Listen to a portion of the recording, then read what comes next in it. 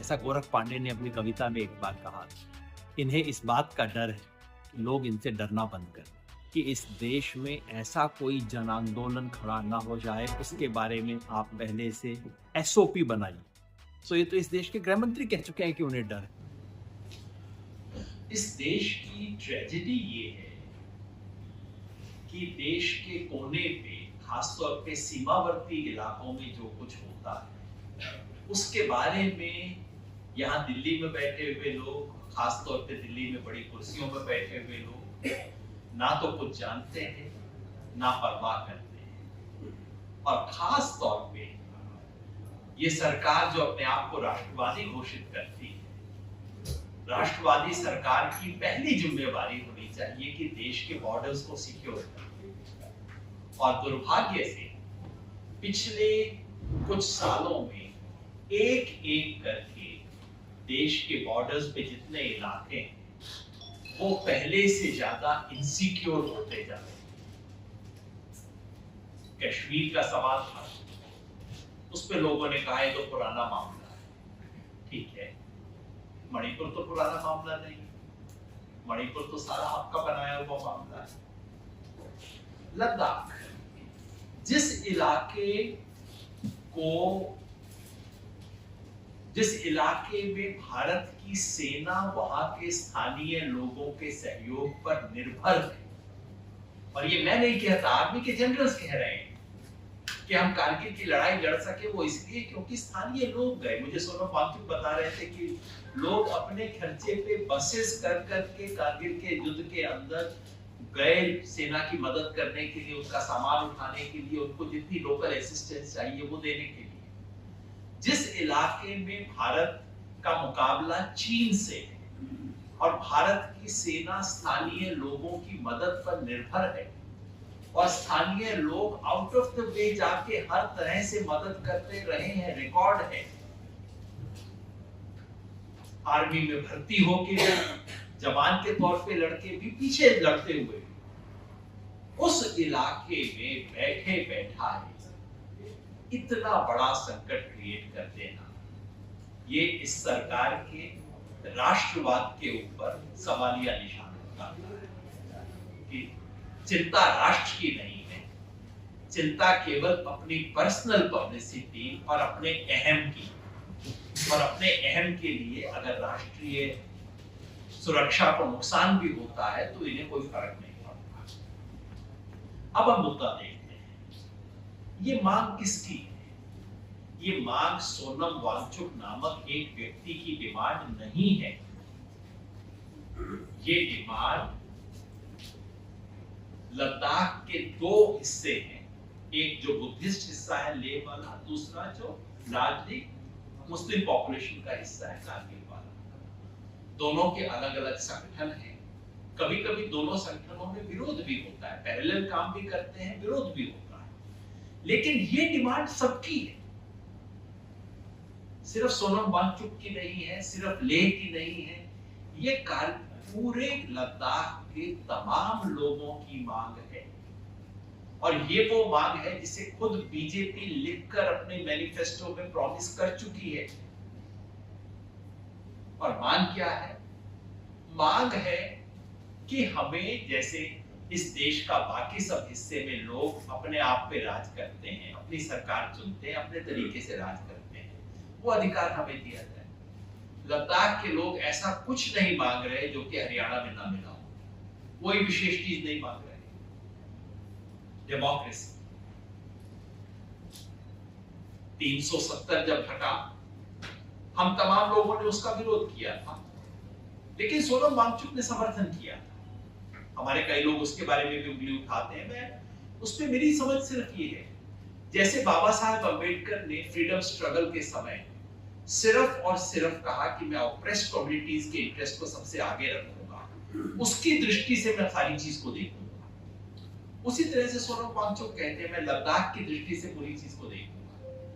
और लद्दाख की दृष्टि से देखा, उन्होंने कहा कि 370 वापस होने से अगर हमें यूटी का दर्जा मिलता है, ये हमारी पुरानी मांग रही है, उन्होंने बाकायदा स्वागत किया। तो कोई ऑपोजिशन के एजेंट हो, हर हालत में बीजेपी का विरोध करना हो, ऐसा कोई मामला नहीं है सोनम वांगचुक का। समर्थन किया उन्होंने। क्या क्या वायदे थे? वादा था कि यूटी बनने के बाद, यूनियन टेरिटरी बनने के बाद आपको राज्य का दर्जा मिलेगा, और अगर राज्य का दर्जा न मिला तो आपको अपनी विधानसभा मिलेगी, क्योंकि कई यूनियन टेरिटरीज हैं जहां विधानसभा है, दिल्ली में भी है, पौंडीचेरी में भी है। विधानसभा का दर्जा मिलना था ताकि आप अपनी सरकार चुन सकें। यूनियन टेरिटरी तो मिली, यहां से लेफ्टिनेंट गवर्नर उठा के बैठा दिया गया, कोई विधानसभा की चर्चा नहीं, कोई वहां पे डेमोक्रेटिक राइट्स नहीं, कोई असेंबली देने की बात नहीं। दूसरी मांग थी तो या तो राज्य का दर्जा मिले या आपको यूटी के अंदर ही लेजिस्लेचर मिले। बिल्कुल भारत के संविधान के अंदर आने वाली चीज है, कोई नई चीज नहीं है। तीसरी मांग सिक्स्थ शेड्यूल। सिक्स्थ शेड्यूल देश के उन इलाकों में होता है जहां आदिवासी पॉपुलेशन हो और उनको अपनी ऑटोनोमस काउंसिल बनाने का अधिकार होता है, ताकि काफी सारे स्थानीय फैसले, प्रॉपर्टी से रिलेटेड, लोकल कस्टम से रिलेटेड, वो तमाम फैसले वो खुद ले सकते हैं। सिक्स्थ शेड्यूल देश के अनेक इलाकों में लागू है, कोई लद्दाख पहला इलाका नहीं जो इसकी मांग कर रहा है, आसाम में है, आसाम में एक से ज्यादा सिक्स्थ शेड्यूल के एरियाज हैं, देश के तमाम राज्यों के अंदर हैं आदिवासी इलाकों में। वो इसकी मांग क्यों कर रहे थे? क्योंकि सिक्स्थ शेड्यूल होने से लद्दाख में सिर्फ एक नहीं, 6 या 8 अलग अलग आदिवासी इलाके हैं। हर आदिवासी समुदाय को अपने यहाँ पे अपने लोकल कस्टम्स, अपने लोकल प्रॉपर्टी, अपने फॉरेस्ट, उस सबको गवर्न करने का अधिकार है, इसलिए इसकी मांग कर रहे हैं। इस पे भी कोई विचार नहीं, और मांग आज शुरू नहीं हुई है। ये मांग जो है ये काफी समय से चलती आ रही है। खतरा क्या था? सिक्स्थ शेड्यूल की मांग क्यों उठा रहे हैं? इसके पीछे एक चिंता है कि अब जबकि 370 हट गया है, 35A का प्रोटेक्शन हट गया है, अब बाहर के लोग यहाँ पे आ सकेंगे, बाहर के लोग आके यहाँ प्रॉपर्टी लेंगे, बाहर की इंडस्ट्रीज को जगह दी जाएगी, सोलर पार्क बनने की बात शुरू हो गई है, और आप सब जानते हैं उसके पीछे किसका पैसा है? अडानी का। ये सब मामले शुरू हो गए।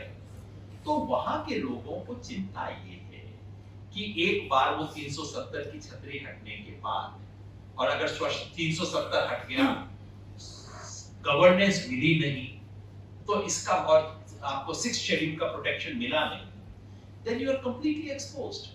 तो उसके बाद तो कोई भी आएगा, वहां पे जमीन खरीदेगा, इंडस्ट्री लगाएगा, जो करना करेगा, local customs, local resources, local property, सब कुछ खत्म होगी।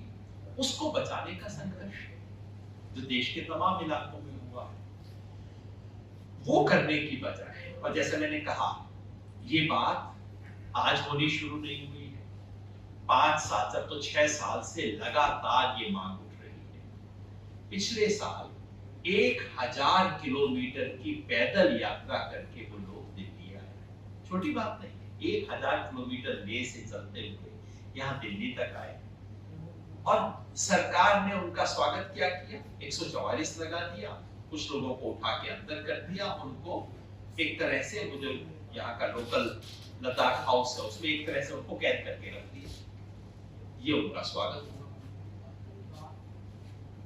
सवाल तो ये होना चाहिए कि 6 साल तक ये आंदोलन इतने अहिंसक तरीके से कैसे चला? सवाल ये होना चाहिए कि 6 साल तक जिन लोगों के साथ लगातार धोखा किया गया, उन लोगों ने फिर भी इतना धीरज बना के कैसे रखा? और मैं समझता हूं उसके लिए अगर कोई एक व्यक्ति जिम्मेवार है तो सोनम वांगचुक है, जिसको वो हिंसा के लिए जिम्मेवार बता रहे हैं।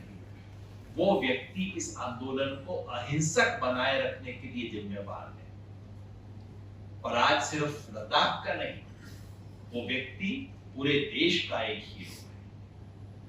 जो पुराने उनके काम हैं शिक्षा के क्षेत्र में, टेक्नोलॉजी के क्षेत्र में, वो सब लोग जानते हैं, लेकिन आज जिस धीरज से परिचय दिया उन्होंने, और जैसे ही आंदोलन में हिंसा हुई, खड़े होके कहना कि ये गलत है और मैं इस धरना को, इस आंदोलन को वापस लेता हूं, ये हिम्मत बहुत कम नेताओं में।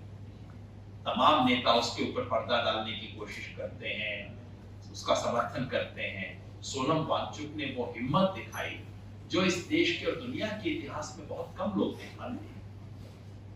उस व्यक्ति को और उस आंदोलन को इस तरह से दाग लगाने की कोशिश करना जो कि चल रहा है, एक भी वीडियो नहीं है। बार बार आपको बताया जाता है, रोज सुबह अखबार में छाप दिया जाता है, हिंसा को भड़काया। आज भी सुबह अगर आप देख लें, सरकार के 2-3 अखबारों ने बड़े अच्छे से सरकार के बयान को सोर्सेस कह के छापा है।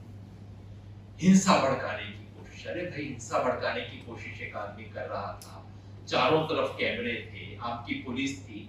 एक वीडियो तो होगा ना जहां वो हिंसा भड़का रहा होगा, एक वीडियो तो होगा जहां ये कह रहा होगा।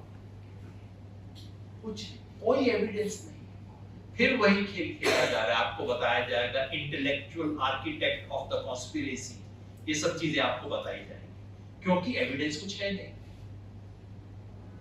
और उसके बाद एनएसए लगाना, मतलब किस लोगों पे आप एनएसए लगा रहे हो? मोटी बात यह है कि चूंकि सामान्य कानून में हमारे खिलाफ आपके बारे में कोई एविडेंस नहीं है, तो ऐसा कोई कानून ढूंढो जहां एविडेंस देने की तुरंत जरूरत नहीं पड़ेगी। ऐसे एविडेंस के अंदर लगा के और बंद कर दिया जाए।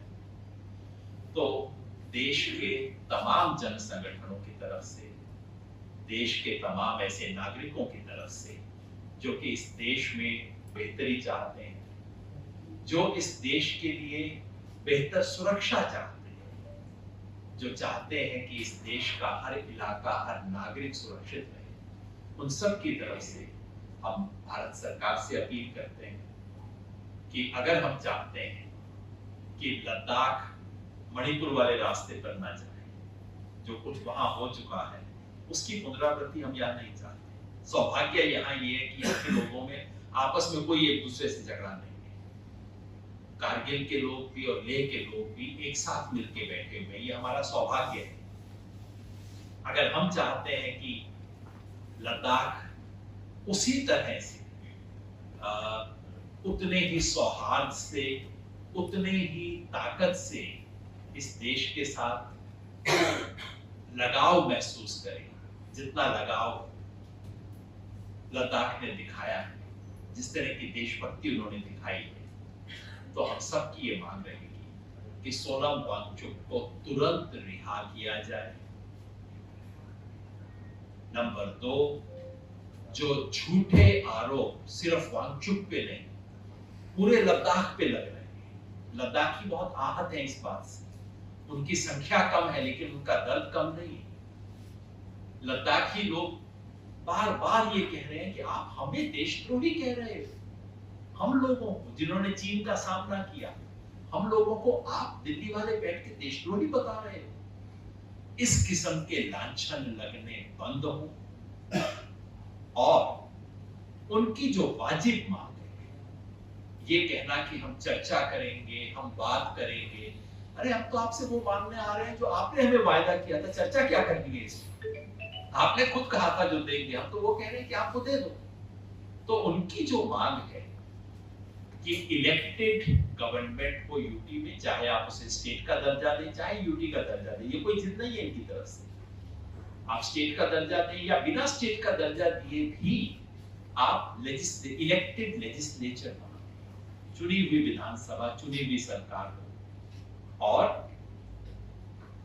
6th शेड्यूल का दर्जा दें, ताकि वहां के अलग अलग इलाकों में स्वायत्तता हो सके। ये भी हम याद रखें कि जब जब लद्दाख की तरफ से बात आती है, आज सुबह अखबारों में लद्दाख के लेफ्टिनेंट गवर्नर का इंटरव्यू छपा है, उनसे कोई भी सवाल पूछा गया, उनसे कहा गया हिंसा क्यों हुई, उनसे कहा गया गोली क्यों चली, उनसे कहा गया लोग परेशान क्यों हैं, उनका एक ही जवाब होता है, हमने इतने करोड़ रुपए दिए हैं, हमने इतने करोड़ की योजना शुरू की है, पहले इतने करोड़ आते थे, अब कितने करोड़ दिए हैं। लद्दाख के लोग इज्जत मांग रहे हैं और सरकार उन्हें पैसे दिलवा रही है। दुर्भाग्य से ये बिल्कुल कॉलोनियल मेंटेलिटी है कि तुम मुझसे क्या मांग रहे हो, मैंने पैसा फेंक दिया ना तुम्हारी तरफ, पहुंचा या नहीं पहुंचा तो वो तो अलग बात है, मैंने पैसा फेंक दिया, अब बस तुम बात करना बंद करो। ये जो कॉलोनियल रुख है, ये जो बिल्कुल औपनिवेशिक मानसिकता है अपने ही देश के नागरिकों के प्रति, उसको छोड़ा जाए, ऐसी हमारी अपील होगी, ऐसी हमारी आशा भी होगी। क्या ये सरकार इस बात से डरी हुई है कि उसके खिलाफ कहीं पूरे देश में, जैसा हम देख रहे हैं लद्दाख में, हम देख रहे हैं मणिपुर में, उत्तराखंड में देख रहे हैं छात्र जो है आंदोलित हैं, क्या आपको लगता है कि ये सरकार इस बात से डरी हुई है कि उसके खिलाफ कहीं से कोई मास मूवमेंट ना खड़ा हो जाए? एक समाजशास्त्री के तौर पे आप कैसे देखते हैं? ये तो कोई प्रश्न ही नहीं है, क्योंकि इस देश के गृह मंत्री ने बाकायदा पुलिस के सम्मेलन में घोषणा करके ये कहा है कि इस देश में ऐसा कोई जन आंदोलन खड़ा ना हो जाए, उसके बारे में आप पहले से एसओपी बनाइए। तो ये तो इस देश के गृह मंत्री कह चुके हैं कि उन्हें डर है। डर किस बात का है? जैसा गोरख पांडे ने अपनी कविता में एक बार कहा, इन्हें इस बात का डर है कि लोग इनसे डरना बंद कर दें।